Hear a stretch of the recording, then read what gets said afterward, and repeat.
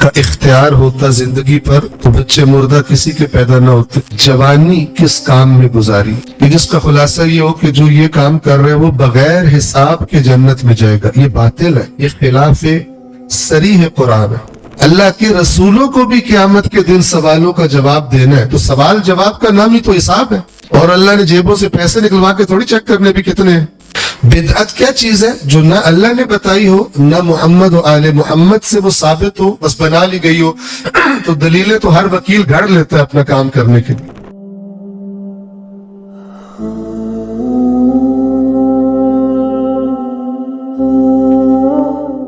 مثال کے طور پر میں ایک حدیث, معروف حدیث ہے جو میرے ذہن میں آ گئی, اسی بات کو مزید واضح کرنے کے لیے وہ بھی آپ کی خدمت میں عرض کر دوں. حدیث میں آتا ہے کہ قیامت کے دن 4 سوال ایسے کیے جائیں گے کہ جن کا جواب دیتے ہوئے بڑوں کے قدم ڈگمگا جائیں گے, مشکل میں پڑ جائیں گے. 4 سوال. ان میں سے پہلا سوال, زندگی کس کام میں بسر کی, یعنی زندگی اللہ کی نعمت ہے, حیات اللہ کی نعمت ہے, ہماری اپنی نہیں, ہم نے خود نہیں پیدا کی, ماں باپ نے نہیں پیدا کی. اگر ماں باپ کا اختیار ہوتا زندگی پر تو بچے مردہ کسی کے پیدا نہ ہوتے اور کوئی بھی پھر بے اولاد نہ ہوتا. تو یہ حیات اللہ کی نعمت ہے, تو وہ اپنی اس نعمت کے بارے میں ایک سوال اوور آل زندگی کے بارے میں فرمائے گا. اور مراد یہ ہے, اگر کوئی تیری زندگی کو دیکھ رہا, پوری زندگی تیری پر نظر ڈالے, تو اسے کیا فیل ہوگا, کیا مقصد تھا اس کا, کیا ہدف تھا, اس نے اپنی زندگی کن چیزوں کو حاصل کرنے کے لیے, کیا اپنا آبجیکٹو, اپنے گولز, کن چیزوں کے لیے یہ محنت کرتا رہا. تو اوور آل تیری زندگی کس کام میں گزری, پہلا سوال. دوسرا سوال, زندگی کے گویا اہم ترین حصے کے بارے میں کیا جائے گا, اور وہ سوال یہ ہوگا کہ جوانی کس کام میں گزاری. کیونکہ بچپنے میں, لڑکپن میں اور بڑھاپے میں چیزیں اپنے عروج پہ نہیں ہوتی, لیکن جوانی میں جب انسان خود مختار ہو جاتا ہے, کمانے بھی لگتا ہے, اپنے والدین سے انڈیپینڈنٹ ہو جاتا ہے بہت سارے موقعوں پر, اور اس کے بدن کی قوتیں, اس کے جذبات, اس کی امنگیں, اس کی خواہشات یہ عروج پر ہوتی ہیں جوانی میں. تو اس جوانی کو تو نے کس کام میں گزارا, اس کا جواب دینا سخت ہوگا اللہ کی بارگاہ میں. اور جو پوچھ رہا ہے وہ سب جانتا ہے, لیکن عدالتی کاروائی ہے. تیسرا سوال, توجہ کیجیے گا, تیسرا سوال جو میں عرض کر رہا تھا کہ نعمت کو کس طریقے سے حاصل کیا, اور اب کہہ رہے اللہ کا شکر ہے مجھے مل گئی.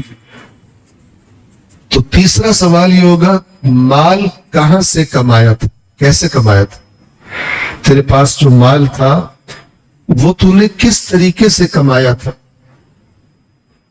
اور چوتھا سوال, مال کہاں لگایا تھا. اسی کو یوم حساب کہتے ہیں. اور یہ بات آپ عزیزان خوب توجہ فرما لیں. آپ ہو سکتا ہے بعض اوقات سنتے ہو, اور بعض اوقات احادیث اور روایات بھی ایسی بیان کر دی جائیں کہ جس کا خلاصہ یہ ہو کہ جو یہ کام کر رہے وہ بغیر حساب کے جنت میں جائے گا. یہ باطل ہے, یہ خلاف صریح قرآن ہے. سوال جواب کا سامنا تو انبیاء کو بھی کرنا پڑے گا. اللہ تعالیٰ نے قرآن میں کلیئر فرمایا,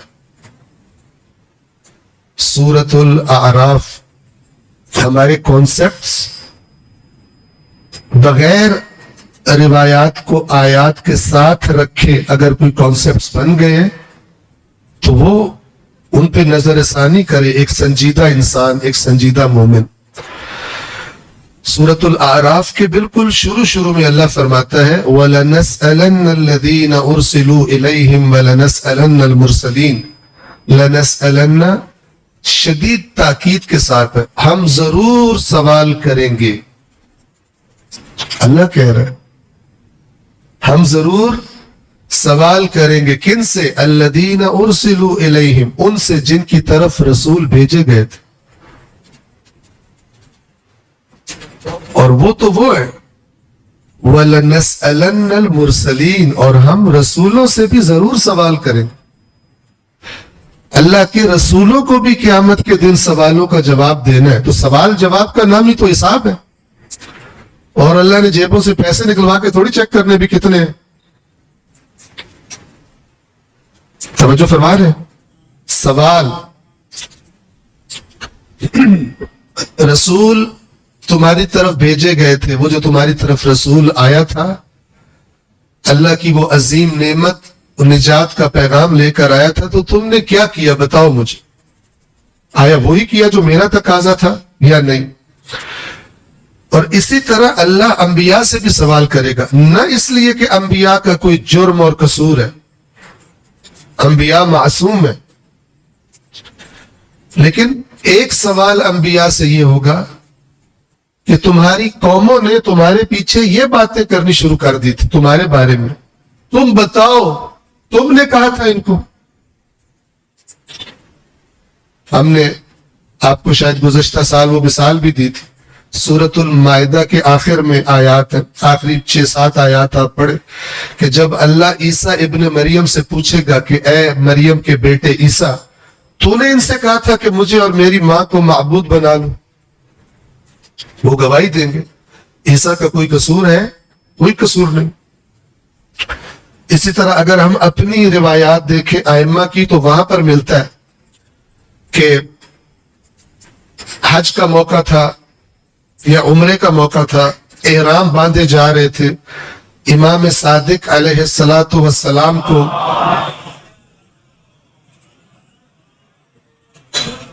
کسی نے خبر دی آ کر کہ ایک شخص نے تلبیہ پڑھتے ہوئے لبیک اللہم لبیک کہنا ہوتا ہے، تو یہ تلبیہ پڑھتے ہوئے ایک شخص نے اللہ کی جگہ آپ کا نام لگا دیا۔ تو حدیث تو لانی ہے، امام زمین پہ گر پڑے، سینے کے بل رونے لگے، تو وہ راوی جو ہے پریشان ہو کے امام سے کہتا ہے آپ کا تو کوئی قصور نہیں، آپ کیوں رو رہے ہیں؟ تو پھر امام نے فرمایا کہ اللہ کی قسم، جو اس کذاب نے، جو اس جھوٹے نے میرے بارے میں حرکت کی ہے، قیامت کے دن اللہ مجھے روک کر پوچھے گا کہ تو نے ان سے کہا تھا۔ وہی بات جو قرآن حضرت عیسیٰ کے بارے میں کہہ رہا ہے، ایک صاحب شریعت، ایک جلیل القدر پیغمبر کے بارے میں۔ تو انبیاء کو قیامت کے دن سوال کیے جائیں گے ان غلط حرکتوں کی وجہ سے جو ان سے منسوب کر کے پچھلوں نے کی تھی ان کے نام پر۔ ائمہ اہل بیت سے سوال کیا جائے گا اللہ کی طرف سے ان حرکتوں کی وجہ سے جو ان کے نام پر بعد میں کی گئی، اور انہی کو شریعت بدعت کہتی ہے۔